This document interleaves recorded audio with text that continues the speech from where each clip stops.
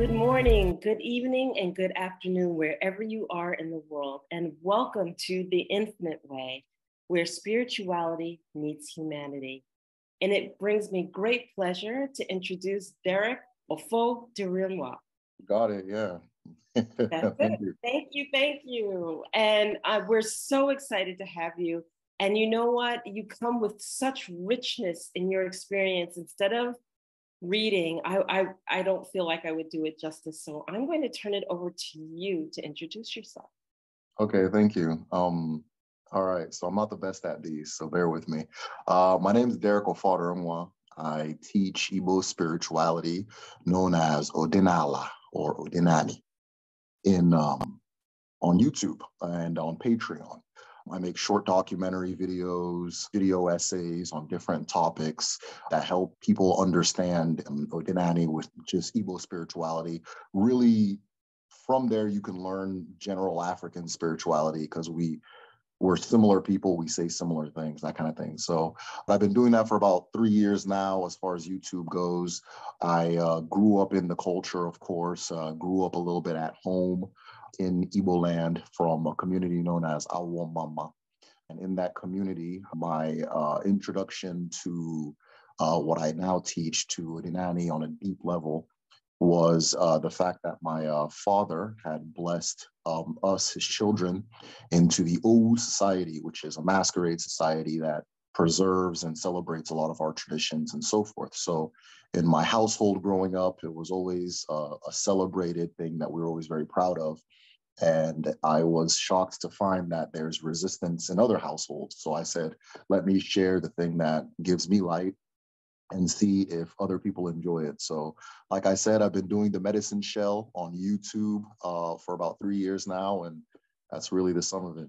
That's phenomenal. And I am so excited to have you on because it talks about needing your traditions and wanting to understand where you come from is a huge driving factor for some people in their lives. And to have that sense of belonging, have the understanding of your traditions, your spirituality, your family unit really holds us together and gives us that really, really great sense of identity, which as an African American, we long for sometimes. So talk to us a little bit in generalities about the Igbo traditions and really how that makes you feel. Adema, thank you very much. So one of the things, you being African American, it's always interesting when I have these conversations because I've spoken to several African Americans who go to Africa. There's a movement. You're in Angola right now, for example. That's right. I'm in Angola right now. Yeah. So the movement is moving and it's going strong. And a lot of them go to Nigeria. They go to different parts of Nigeria, and they always say the exact same thing when they go to Igbo land. They said they're walking around and everybody looks like their cousins, right? Or, okay, this is the deacon, or this is the person that I grew up with in this place, or I went to school with this guy. You just see all these familiar faces. It's because the amount of Igbo people that were brought to the United States was staggering to the point where don't quote me on this, but I believe the statistic is every African American has at least some Igbo DNA in them, right? You have at least one Igbo ancestors because that's who they targeted for slavery in America, right? Among other groups primarily. And so Igbo land, as far as making that cultural transitions, there's a lot of things that you're going to see that's familiar. There's a lot of things that you're going to see that's new. Igbo land is in southeast Nigeria. It is a very densely populated place, but a lot of us live in these close family-based units that we call villages, right? So you live in the village, most of the people around you are your family, that type of thing. And then of course there's the city life and all of that. When I was at home, I lived in the village. I didn't touch the city. I don't know anything about Lagos and all these other places that are more popular. But I lived in the village, and it kind of shaped my understanding of the culture and who we are and so forth. But Igbo people, I mean, like any group of people, you can say just about anything, and we got that type of person in there. But generally, Igbo people are known to be very industrious. Igbo people are known to be very confident and sure of what they're doing. And Igbo people are known for always striving to be at their best, right? So you see a lot of Igbo people in different fields doing very well just because of what the culture instills in them. And I always compare it to a phone, right? Because many people have converted to Christianity, right? And the thing that gives them that strength is this tradition that I'm speaking about, known as Odinani. But I compare it to a phone. You can leave your phone unplugged from the wall, right? And you're still going to be able to use that phone for a while. But after a while, if you're pulled too far from that root or too far from that source, that thing's going to shut off. And you're going to figure out that it's not just you doing all these things, that your ancestors have been moving with you and giving you this power and so forth. And, that's, of course, why I teach what I teach. Igbo spirituality is particularly unique as far as the cultures in Africa, and I think the world really, because the relationship with the divine is intensely personal. It is intensely personal. My chi is not the same as your chi, and your chi is not the same as another person's chi, and so forth. And so a lot of it, that intense personal connection to your creator, right? The fact that you are a one-in-one in creation and you are a unique thing with a unique connection to divine. Odinani is all about learning how to build that connection with your creator, right? With your specific creator and your purpose and your path and your destiny. And, excuse me, that fundamental idea leads to a whole range of shifts as far as perspective, and it helps you understand Igbo people a lot more, right? It's a very democratic society. It's a very egalitarian society. I can't tell a person who to be and what to do. They can't tell me who to be and what to do. We have an Ilu, Ilu, I guess you can translate Ilu as proverbs, but these are wise sayings from the ancestors. There's an Ilu that says, let the hawk perch and let the eagle perch. And whomever says the other should not be perched, let their wings break first, right? And so the meaning of that is everybody has their space. There's a space for everybody in the world, and you don't encroach on or impose on other people. And that's kind of fundamental to the ethos of the culture. I love that because, I think about that in terms of sitting in a circle, right? We all sit in a circle. No one's above you, no one's below you, no one's in front of you, no one's behind you. We all stand side by side with one another. We all have different viewpoints, right? So we learn to listen to one another, and not one person tells another what to do. Absolutely. How you do it. You just allow, you listen, and you hold your own point of view. There, Derick is, young man. Where were you born? Bring us back a little bit. Tell us how you grew up. Tell us how traditions were introduced to you. Cool. Yeah. So this is the part where everybody's going to scratch their head. But I grew up in the state, I was born in the state of Nebraska, right, in the United States. One thing about Igbo people, they say that if you go somewhere and you don't see an Igbo man, run, right? The reason they say that is because we go absolutely everywhere. There's the most, I think I heard that when the US was bombing in Afghanistan, like an Igbo person passed away in that situation, right? So we're everywhere. There's that kind of thing. We go everywhere. It's just, I guess, in the nature. So my parents were in Nebraska. Them and their huddle of cousins were the only Black population in the entire town. The town my youngest brother was born in, it was put in the newspaper that he was the first Black child born in that town. And so that's where I was born. After that, pretty soon after that, when I was about 4 years old or so, we moved back home. And we stayed there for about 4 years, maybe 5 years. I've never sat and counted it. But we stayed there for a while. And the reason I say I haven't sat and counted it, because it feels like half of my life, right? I had such a wealth of experiences and things I saw and got to be a part of and things like that, that it always feels like 50% of my life was there, when it's really this little smidget. But the level of impact, that's what it feels like, right? And so I don't feel like I would do it justice counting it, but I feel like it was maybe 4-ish years. Right. And so while I was at home, like I said, we lived in the village. My whole MO was playing in the sand, running into the forest, finding animals, making them pets. I had a little bit of, I had some Mike Vick action going with some grasshoppers. I had like a grasshopper fighting league. And I had this one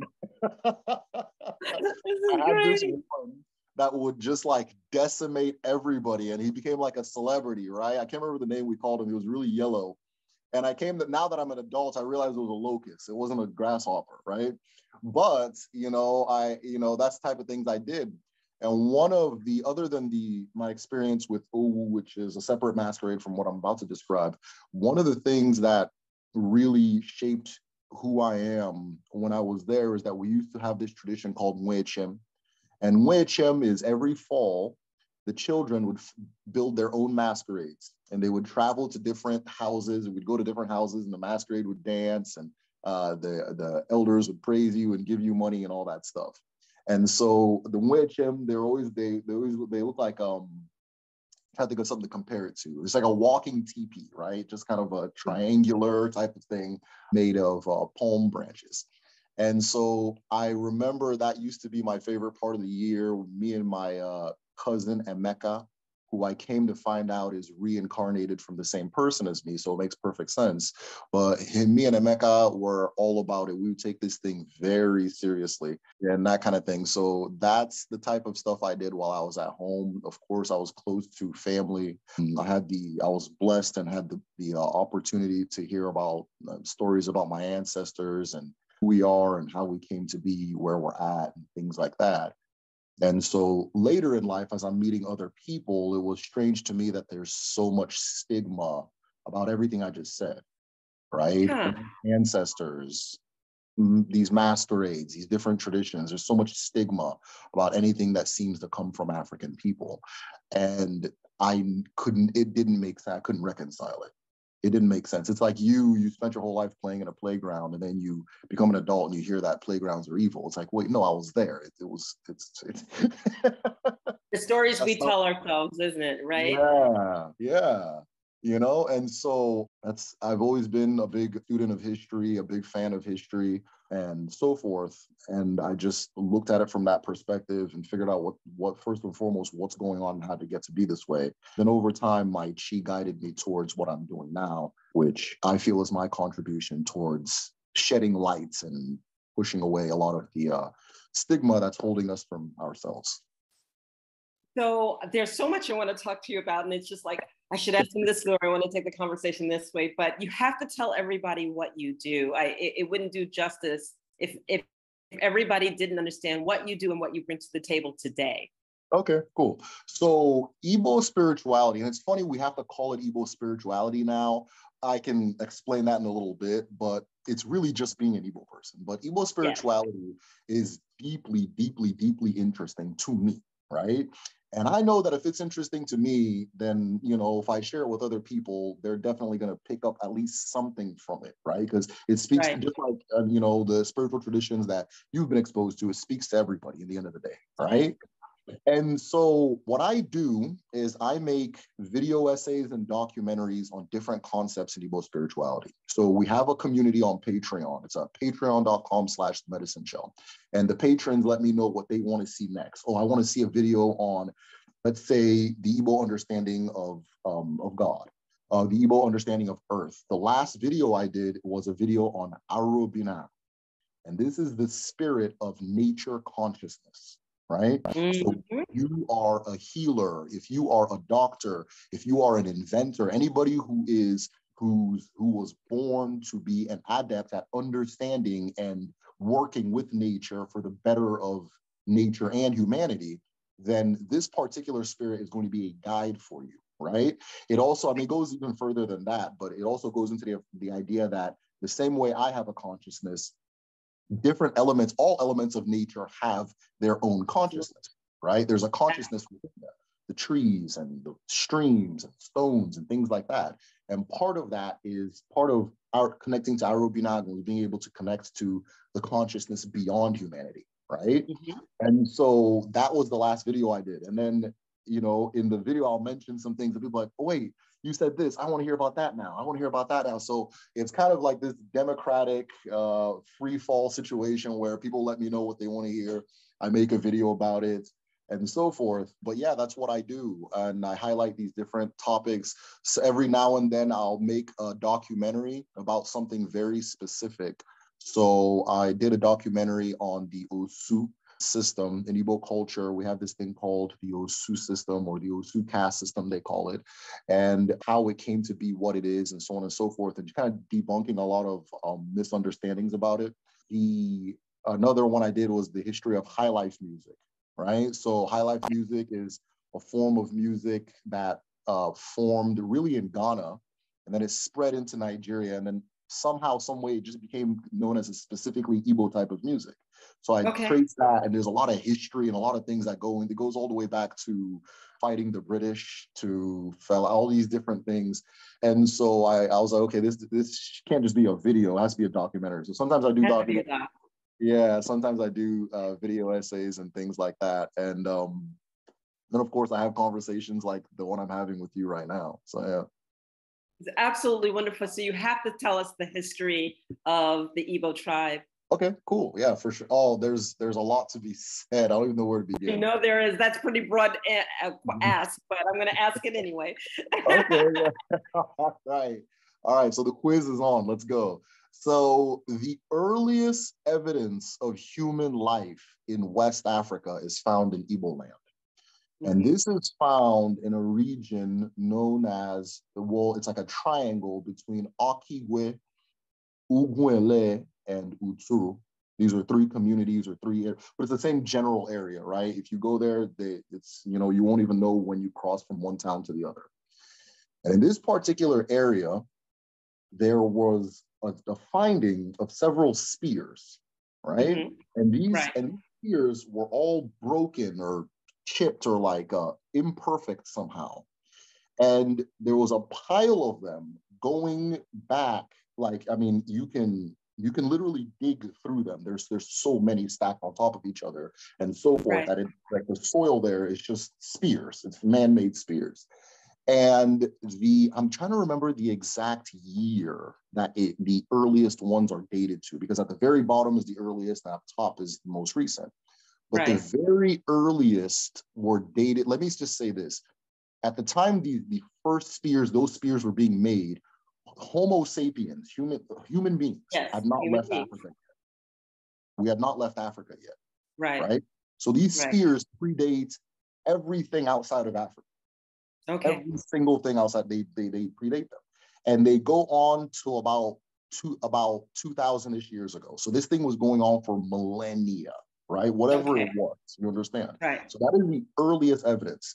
The next, I typically refer to archaeology, like, you know, if you want to be a good historian, you have to have different lenses that you look at things. Absolutely. So I use archaeology, I use these different things. I also apply spirituality. I think that's one thing that's missing in Western archaeology, that the human being is a deeply spiritual person, or history telling. The human being is a deeply spiritual person, but when we tell history in the Western way, it's not there. So you're clearly not telling the story, right?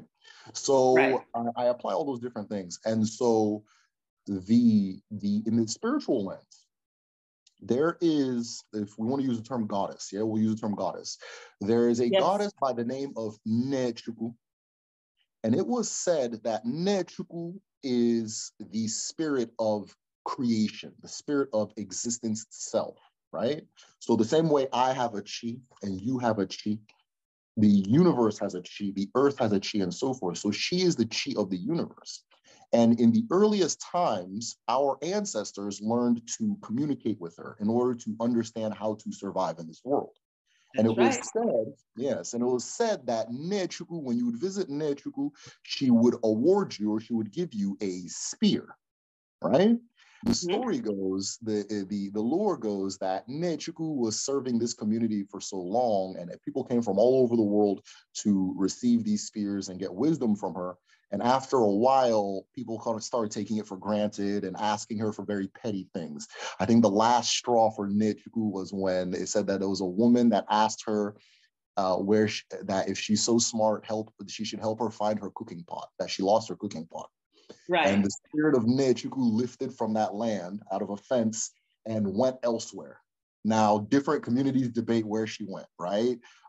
There's communities say that she's here, so on and so forth, but there's a lot to that anyways. But that's the first kind of saga that archaeology puts Igbo people in.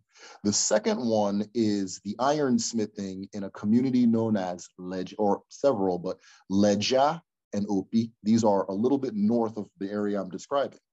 And right. What they find there is that there's iron slags, like evidence of iron smelting, right? And these are the oldest, this is the oldest evidence of human application of iron in the world. Mm-hmm. In the world.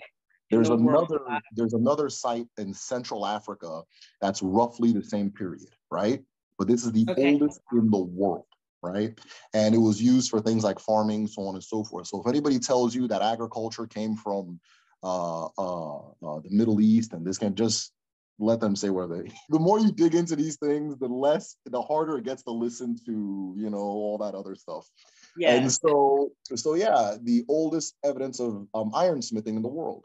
Now, as far as spirituality goes, in this community or in these communities, they have a masquerade society known as the Omabe. The same way that I was, you know, really into the whole masquerade thing. They have their own called Omabe, and Omabe started out as a guild of ironsmiths, right? So you join Omabe, it's like a university. They teach you the arts, and then they do what is known as the Igbo apprenticeship system, which is one of the more popular things about Igbo culture, where somebody gets sent somewhere with a skill, and they, you know, become successful there. And if they become successful, they return home and they bring their cousins and nieces, or usually nephews, things like that, over to learn that skill and work for them, right? And then once they master it, they don't get paid for it, right? But once they master it, their teacher builds them a business in another town and just keeps spreading and spreading and spreading, right? And so the Omabe was one of the early ones that did that. And so after that particular era, you then get into you know, just different archaeological records, but those are the two earliest ones. In the modern era, recently, our experience with colonialism was very unique as well, because when the British arrived, they saw that Igbo people had a society that was hard to imperialize. The reason it was hard to imperialize was because every single community ran its own affairs. And in the community, every single household ran its own affairs. And in the household, every single person ran its own affairs. So there was no king that you can go to and say, make them follow me, right? Right. Everything was done by consensus. There's this very funny video. When I was doing the High Life documentary, I had this video where this colonialist was trying to build a road through a community. And they build it because one guy says that he won't allow it.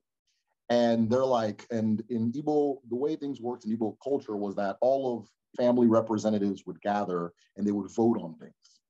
Right. And allow it. But the reason he had so much say was because it goes through his land. And he also had even more say because his wife was very powerful, right? So it's not just that all the men would gather and make decisions, all the women would gather and make decisions too. And these were the two wings of government, right? Wow. The Umonna and the Umwada, right? And so the women would would vote on things, the men would vote on things. And the wife was against it, the husband was against it. So they said, even if we convince him, his wife might not agree, right? That's what this person was telling the colonialists, right? And so we've always had that culture, like I said earlier, it's at its core very egalitarian, right? And so, you know, we don't have this situation where it's like, you know, I guess the man makes all the decisions, the man tells the one day, yada, yada, yada. We don't have that, you know, and so forth. So the British, their idea was, okay, we're not going to be able to take over by force, but what we can do is take over, if we can't take over physically or the political apparatus, we can try to take over the mind. Right? The mind. Yeah. And so they led with the church. In other places, they led with the gun and the cannon, but here they led with the church. All right, look, the church is coming. They're going to teach your kids how to do this and that, and they can wear these fancy Western clothes and so on and so forth, and yada, yada, yada.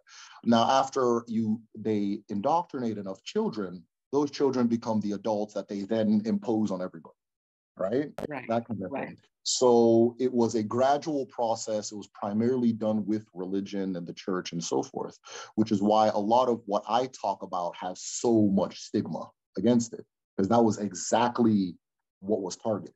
That was exactly the obstacle. Yeah, that kind of thing. Mindset lives today heavily.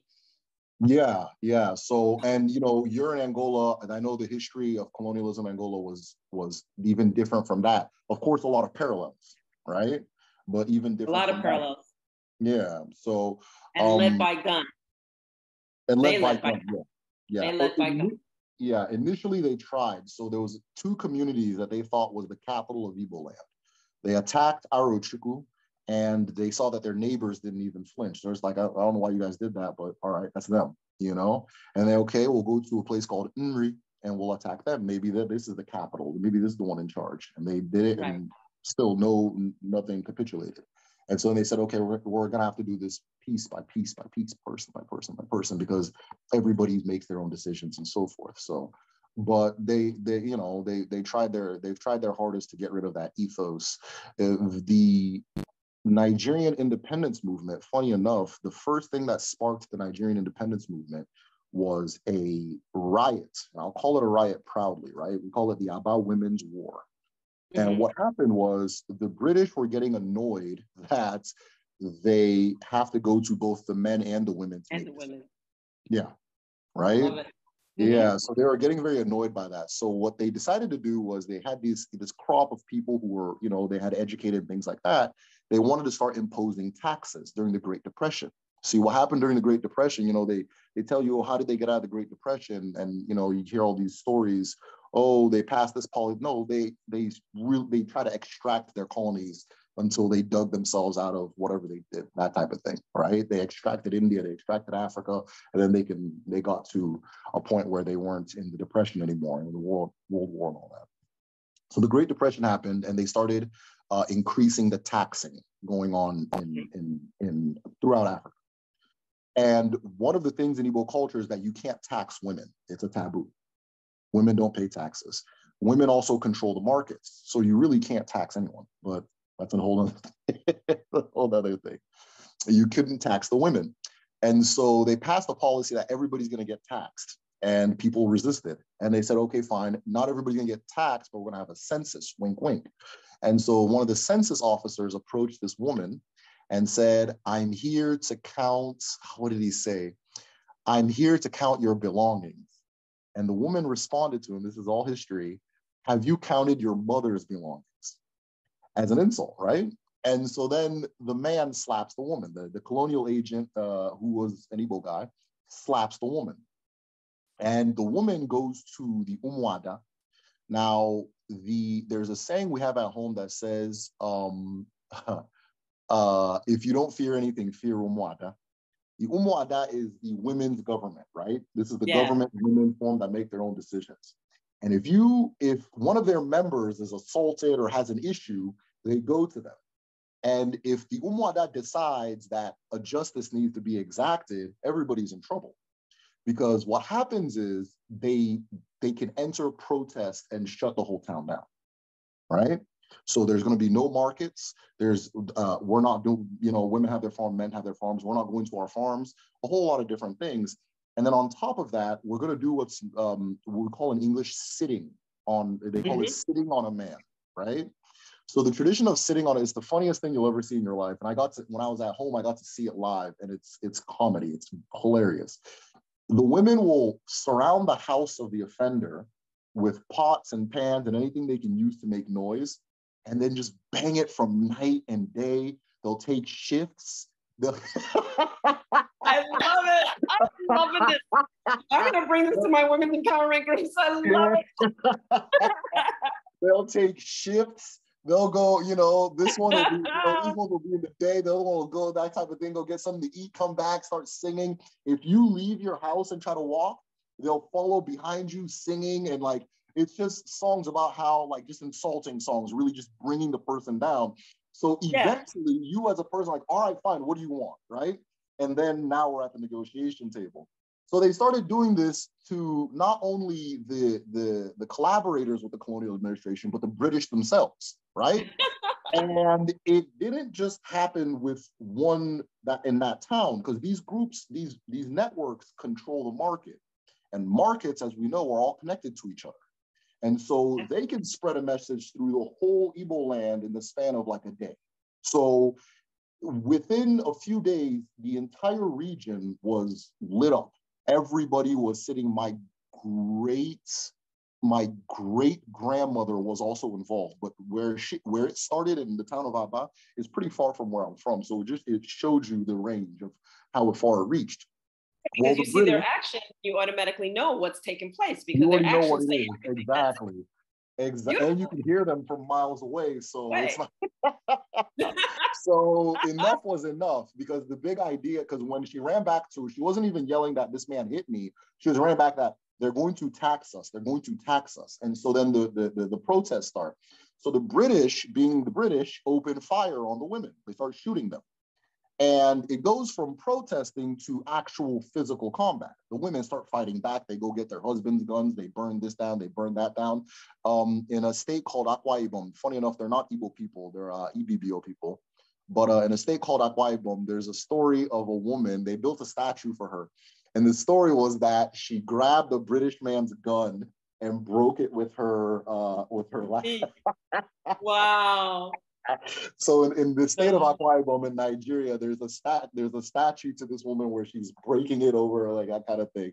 So it started this big thing, and because of that newly educated class of people, they began writing in the newspapers and things like that, hey, this is what the British did was wrong. The killing of these women were wrong, and that kind of started the flames of the independence movement. So, I mean, that was kind of a long story, but no, it was a phenomenal story. Thank you so much for sharing it. I absolutely love it, because you're educating us. You're educating the fact that, first of all, you know, I love this saying, we're always stronger together, and we just don't have that, and we need to come together.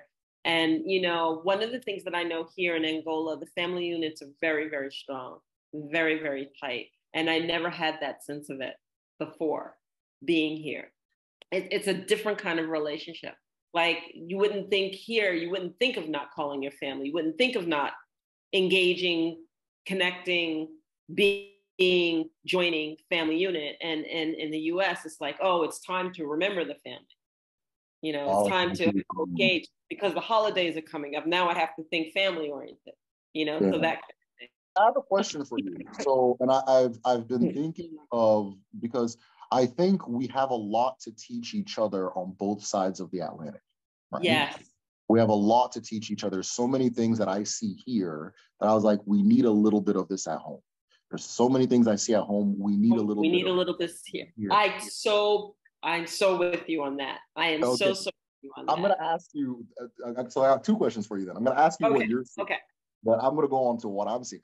What do you think would help revive that family mentality? Because the separation, the individualism, as far as Black America goes, is a very new thing. It's new. It's maybe 2 generations new. But if you go before then, if a lot of my patrons will tell me stories of their grandparents, I was like, this just sounds like this is Africa. It's the same thing. Right? So it's a very new thing. So what do you think what do you think could help that come back? Or what do you think it's gonna take to bring that idea back? Well, first of all, I believe that there needs to be a balance within it, because I've seen some families so overwhelmingly powerful that the kids run away because they don't feel like they can breathe. All right. So I met a group of young ladies that were coming from Kenya in Dubai, and they were all single and alone. And it's like, what happened? It was just my family didn't want to see me grow. My family didn't want to see me prosper. They didn't want me educated, et cetera, et cetera, et cetera. So I had to break away, and then they disowned me. And so now I'm here. I have to chase my dream, and I have to make it come true because I don't have the family unit to go back from. So there, in that respect, the family was so close and so much, it was almost suffocating. And then I go back and I look at the United States, and we push our kids out at 18. We're like, okay, that's it. You got your food, you got your clothes and everything. It's time for you to go do your thing. Let's go. You got out the house. You know, how long? You're still here. You're 21 years old and you're still in the house. What's going on? Get out. You got to go do your own thing. Right. And so a lot of times what happens is that we don't realize how imposing that attitude is, that the kids don't come back home. They don't want to come back home. Where they come, they visit, and it's just like, oh, you know, it's Thanksgiving, I got to go home. Oh, it's Christmas, I got to go home. But it's not that, you know, I just want to enjoy being there. Now, I'm saying this for African Americans born in the West. I'm not saying this for transplants, because that transplant of Africans who live in Africa and then come over to the West, they still have that family unit intact, from what I've observed. So I really do believe that we need to see it and observe it and engage it and feel it and understand what it feels like to be supported, and understand what it feels like to have an elder that is 2 generations older than you living with you and not displaced because, oh, she's getting old and I don't want to take care of her and it's time for her to go to their old age home. You know, I mean, even when, you know, I've observed the 92-year-old mother still with the family and the 101-year-old mother or father still with the family, being well taken care of and well respected and loved there. And I don't see that at home. And I think that when you encounter it, when you engage it, when you feel it and you taste, touch, smell, and understand that it can happen, that generations can live together if they choose to, and that everyone can get along, and there's a beautiful balance, and there's a beautiful synergy, and there's a beautiful support, that it can work, you know. But if we don't feel it, taste it, touch it, smell it, we just hear about it and we just go, that sounds nice, but I don't know, you know. And I think that there's a lot to learn from that, because even with the pandemic, right, everybody was confined to home, and it's like, well, all of a sudden I have to be with my kids, and my kids are driving me nuts, and I want to get and that's what we heard. We didn't hear like, oh, this was great, we got to spend time together, we could read together, we could this, that. We've forgotten how to do things with one another. We've forgotten how to work as a family unit in terms of the things that we learn, the things that we grow from, because everyone always has their separate lives, even the little kids. And the little kids come in and they are basically, you know, they have their school, they have their homework. Go do your homework. Go do what you got to do. And then, okay, I'll check in and we'll see if it's there, blah, blah, blah. Not a sit down. It's like, it's story time. And it's time to be with the eldest. And it's time to listen. And it's time to focus on the family unit. So that would be my take on it. Well, please do share. Man, that's profound. I think that you've said a lot of what I was going to say anyway. So I think my answer is going to be short, but we'll see. One of the things too is that American culture has this thing where you always have to feel good and things always have to serve you. And once you don't feel good and something doesn't serve you, there's a problem, right? And that's not life. That life doesn't work that way, right? And family doesn't work that way. There's an Ilu, a proverb that says, family is arthritis, right? It hurts, but you just got to carry it around with you. It's just what it is. It's part of life. You're getting old, that kind of thing. There's an experience I used to have when I was at home, where I have an uncle who we would say he's schizophrenic here in the West, right? So he has schizophrenia. And what he does is he wakes up, he walks around all day, and may or may not come home, that kind of thing. But as a family, we take turns bathing, right? I haven't had a turn yet. I was always a little kid, but it was always my uncles and things like that. We all take turns bathing him.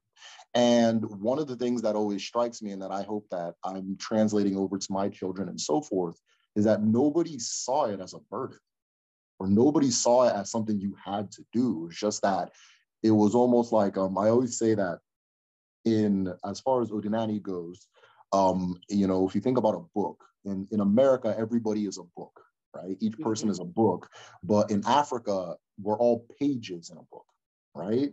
So here I am, but there's something that came before me. And you have to understand that thing. I have to understand, not even anybody else. I have to understand that thing that came before me so that the things on my page make sense. And so that I know what's coming next, right? And so if my uncle isn't bathing, it feels like I'm not bathing. So me bathing him is the same thing as me bathing myself, right? Mm-hmm. And that's kind of the mentality of it. If I remember, is the funniest thing that ever happened. I have my two younger brothers. It's funny because me and my sister we're very outwardly cultural, right? We're very outwardly cultural. My younger brothers are not as outwardly cultural, but it's in their bone marrow, right? Like they're Right. very. So the brother immediately younger than me, he was about maybe, I don't know, maybe let's say 12. And my other brother was in kindergarten. I'm probably mixing up or like not getting the ages right. But he was in not kindergarten, sorry, like first, second grade. And I remember he got his report card back and he failed PE, failed physical education, PE. And like I said, it's in this other one's bone marrow, right? And so, those are the two that are going to be like, oh, why can't we do this? They're going to be the ones that kind of question it. But when it's time to something happens, they're going to respond very African, right? And so the younger brother, younger than me, was so angry that his younger brother failed PE. He couldn't handle it. Like it was driving him crazy. And so, and I say that to say this, it wasn't that his younger brother failed. It was like he did, right? It's like he failed. You understand? So he's now invested into the success of this person because we're the same thing. We're different leaves on a single tree. If this tree falls, we're all falling, right? If this once this one starts changing color, the rest of them are going to start changing. That kind of thing, right? But I think one of the things that hinder that, as far as America goes, is there's a mentality that things always have to feel good, be good, serve you. Right. And if it doesn't feel good, doesn't serve you, then whatever, okay. I always tell people this all the time. This is my most controversial take so far on the medicine show. And, because there's, people want to connect to their ancestors. And I always tell them, you cannot connect to your ancestors if you are neglecting your parents, right? Your ancestors aren't like fictitious beings that float around and no, they're not. Right. Absolutely. These are real people, right? These are 100%. There's no such thing as I don't believe in ancestors. I believe, okay, if you don't believe, you're just ignorant. People came before you. They gave birth to you. That's right. Right? And so your parents are included in that, right? Even if they're toxic or negative or so all these different, whatever they are, all those different things, you're that too. They are who they are, and you're that too. It's in you too, right? It's in you too. And when it pops out, you're going to need love, and you're going to need understanding, and you're going to need patience, right? That kind of thing. And so that thing that happens, I always tell them that even if the relationship is not strong, even if it is not there has to be first and foremost forgiveness, right? And then second, understanding, right? That's right. Now, when I say this, there are varying levels of trauma, right? It's not that you just accept people blindly. If this person is a detriment to my health and safety, then okay, we're talking about a different thing. You're not a father anymore, right? There's we have a proverb at home that says, okay, so for the background, it's the first son that pays for the funeral of the parents, right? The first son of the family pays for the funeral of the parents. But there's an ilu that says, if the first son is not able, let his sister do it. And that means that sometimes, right, even though this is how it's supposed to be, if it's not registering that way, we have to do something else. So again, if this parent is a detriment to your life, well-being, that kind of thing on a very real level, right? There are, again, varying scales of trauma. I can't speak to everybody's story. Then okay, this person's no longer a father. This person's not even playing the role of the, so I can't pretend this is the father. I can't pretend this is the mother. But even at that, you understand, you have to, at least have an understanding. And with that understanding, it comes with, you know what? 9 out of 10 things this person's going to do is going to annoy me, but it doesn't matter. We're the same thing. If my finger annoyed me, I wouldn't cut it off, right? So that's just kind of my take on it, but I don't know how much sense that makes to somebody outside of my own head. So yeah. So I want to switch gears on you. One of the questions I want to talk to you about is, let's talk about spirituality a little bit. The spirituality of, as the entrance point, how were you taught, and kind of what were you taught? So for example, you kind of glossed over the fact that the spirit of nature, okay, and that everything has consciousness in it. Well, for me, I mean, I read a whole lot into that, but our audience may that they'll gloss over their heads, right? So I understand, like, for example, wherever I go, wherever I am in the world, I greet the water. I greet the water recognizes me. I sing to the water acknowledges me. All right. It's my own personal connection, my own spiritual connection to the water. And wherever I am, it recognizes me. Now, I can talk to you about what I recognize as the signs for it recognizing me. And that's between me and the water. Okay. Me and the ocean, or me and the lake that I'm engaged with. Right. But I have this relationship with water. I have a relationship with earth. I have a relationship with air. I have a relationship with fire. Right. So and that's just to kind of set the stage for those who are listening in. Okay. So talk to us a little bit about the engagement and the learning of acknowledging what is personal and energetic and close to you. For sure. Yeah. So I'm glad you said what you said, because your example is like it shows that it's not about belief, it's about experience, right? So you're not telling me you believe that the water acknowledges you. That is your experience. You understand? Yes. And that is the core of, if you're talking about African spirituality, I think that's what's going on, right? That's the core. As specifically as far as how I came to learn what I learned, it's always been around me, but I wasn't aware it was around me, because it's very subtle, right? The thing is very subtle. As you see me now, a lot of people dismiss what I'm saying because I always show up in like my regular everyday clothes. I'm not doing the whole whatever, that kind of thing. So like, okay, well, maybe there's somebody he's learning it from, that kind of thing. But when I was at home, I knew Devias, and they dressed like me. And they, sometimes, I mean, it wasn't. I get the same thing. So yes, I get it. Yeah, everything was very subtle. Everything was very subtle, but it was there. It wasn't until I sat down and started thinking about that I realized, oh, that's why they do that. Oh, that's why that is that kind of thing. So the first place I learned was from experience, right? Which is a benefit I have that most people don't have, right? The second way I learned is, like I said, I'm an avid studier. So a spirit caught me, and I don't know what it was, but it was very intense. And I mean, I've been reading my entire life, but I just started just devouring anything that pertained to Igbo spirituality. Right? Anything I could find, which was originally my first issue I had was it was very difficult to find things. Let's call it 5 years ago. It was very difficult to find anything. You'd have to piece together that kind of thing.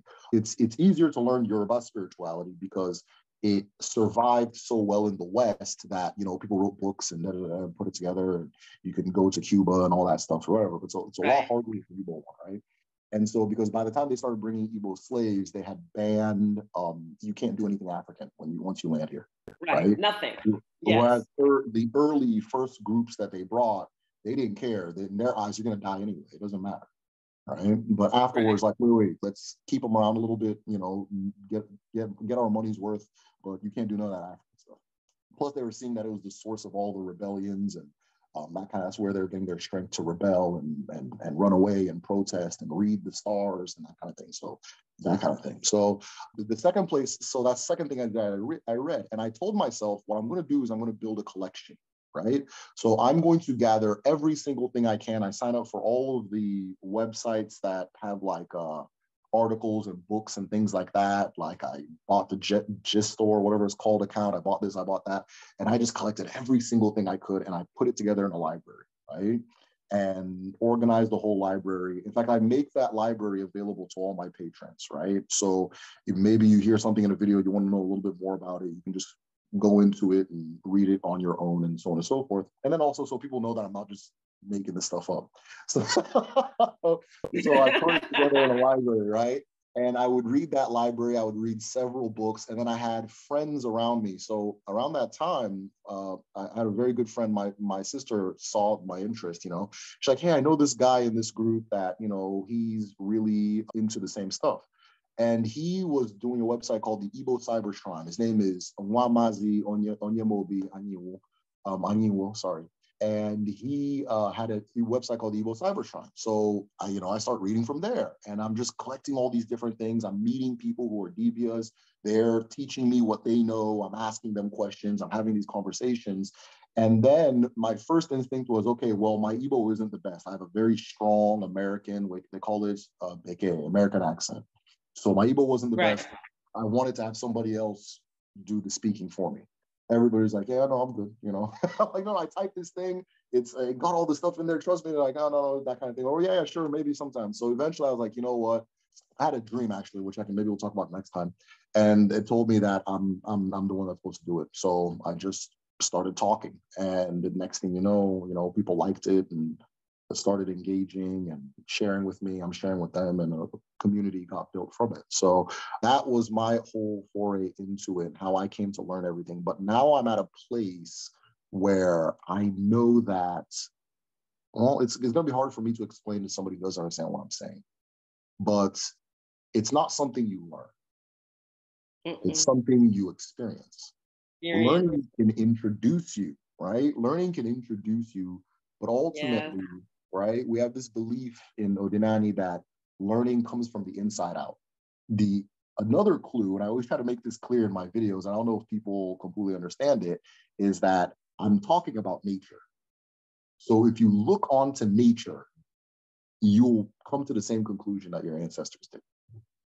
You're describing the sky in 2003, and your ancestors describing the sky in 12 BC. You guys are going to say the same thing, right? And that's why you see throughout Africa, a lot of these traditions are similar and recurring and that kind of thing. We're talking about the same thing, which is just experience outside and then what's within.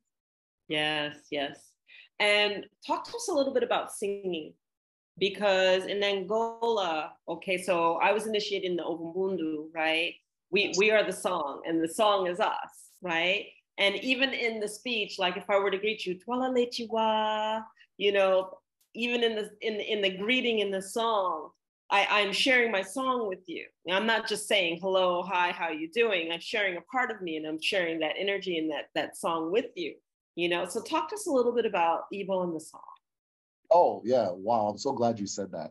So I opened an Igbo language school, and I didn't want to, because initially that's what I wanted to do. I wanted to have a school, right? And I didn't want a program where you learn Igbo by like, okay, dog is in keta, miri is water, all these different things. Because I knew that there was something very different about the Igbo language in comparison to English. The mentality that you use to speak is different. And you just said the same thing with Angola. That when you watch our masquerades are living ancestors. So we are allowing ourselves to be a conduit for the ancestors' spirit to occupy our body and walk through the community once a year so that we can all give them their honors and praises, right? Yeah. And every time a masquerade speaks to you, it's singing. It doesn't talk. And it does this singing, that it's hard to even call it. It's like rapping almost. It's almost like rapping, where it's facing you directly, and there's a rhythm that it uses to speak to everybody. It doesn't just talk the way we talk, all flat in America, right? It uses this rhythm. It clicked. I was like, oh, that's why I'm having a hard time pronouncing things. I'm not singing them, right? And so traditionally, people will try to teach Igbo, oh, it's a tonal language like Chinese, and this is the up, and this is the down. It's like, no, tell them to sing it the way you're singing it, and the pronunciation just comes out like that, right? Wow. We carry that over in North America, right? If we want to talk about the way Black Americans speak, there's a rhythm to it. That's how you know. That's why it's hard for somebody to mimic it without sounding like they're fake. Like you know automatically, this person's not from here. You understand? Right. There's a rhythm, right? You have to sing the Igbo language. It's there, right? So the big idea is what you said, that we're all a song. There's a saying that many Dibias will use, and they'll say that Chukwu is a dancing god. The Igbo god is a dancing god, right? The spirits that we speak about are songs. They are vibration, they are movements. So one of the things, because I'm not a singer, right? So one of the things I hope doesn't get missed in watching my video is how musical a lot of this is, right? Which is going to get missed because I'm not a singer. That's not my forte, right? The idea of going to the river and singing to her, the idea of going to your ancestors and singing to them, the idea of dancing with your ancestors. People ask me, oh, how do you pray? And okay, yeah, you can do that. But what you're really going to do is sing and dance. You understand? That's really how you're going to connect. And you're going to do the dances they did. So that for that space and time, you guys are one. You feel what they felt. You understand? And then you go about your day and so forth. So everything I'm speaking about, right? I don't have the blessing to be able to make it as musical as it is, because I'm just not a musical guy. But it's all music, right? More the way we say spirit Igbo is more music, right? And there's this idea that more is you as a song. Your spirit is you as song. Let's say you're playing one rhythm and I'm playing another rhythm. When we come together, eventually they sync and they start singing a singular rhythm. And another person comes and then we have this whole orchestra going, and so forth. So yeah.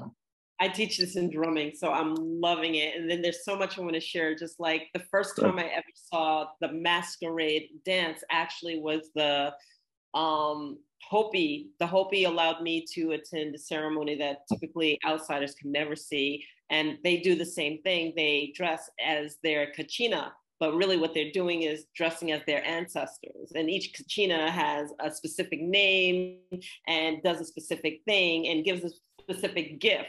And so they are that ancestor for that night, for that specific gift and that name. You get to engage them as that spirit. And so it's so beautiful. And then it also brings me to the Waitaha, because when I learned from the Waitaha elders, first thing that we did is we sang everything.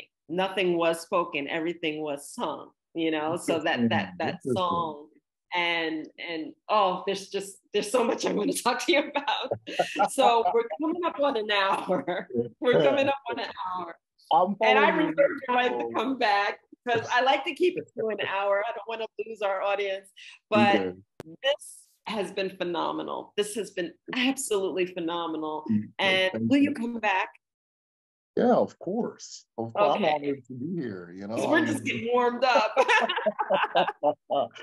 No, I'm a big appreciator of your work. I'm glad that I was introduced to you and got a chance to take a look at everything you're doing, because you are blessed and you are guided, and it's very obvious to me, at least, and I think others can see it too. So thank you so much for having me. Thank you. It's a big honor. And I just want you to know it's been an honor to have you. It'll be an honor to have you back. Is there any last words you want to share with the audience?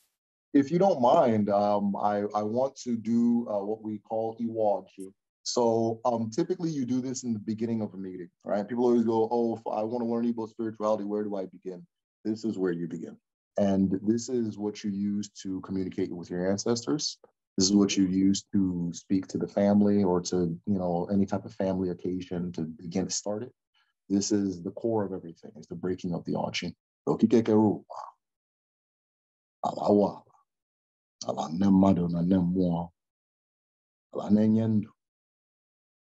Na-enye ihe ọma, ala awụ anyị niile, ọjị abịala, eji m ọjị nke, ọjị bụ obi mmadụ, mkpụrụ obi m, na-ekele gị, eji m ya na-ekele ndị mbụ na ndị ekele, ndị mmadụ na ndị mmụọ, ụmụ aja na ụmụ mmadụ eluigwe, ọwa ọjị ka m ji na-ekele gị.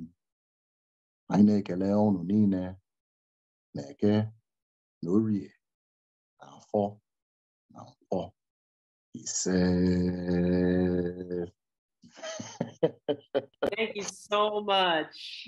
Thank you. And we will open next time with that. This has been a blast. Thank you. This has been another episode of The Infinite Way, where spirituality meets humanity. Take care. Bye-bye.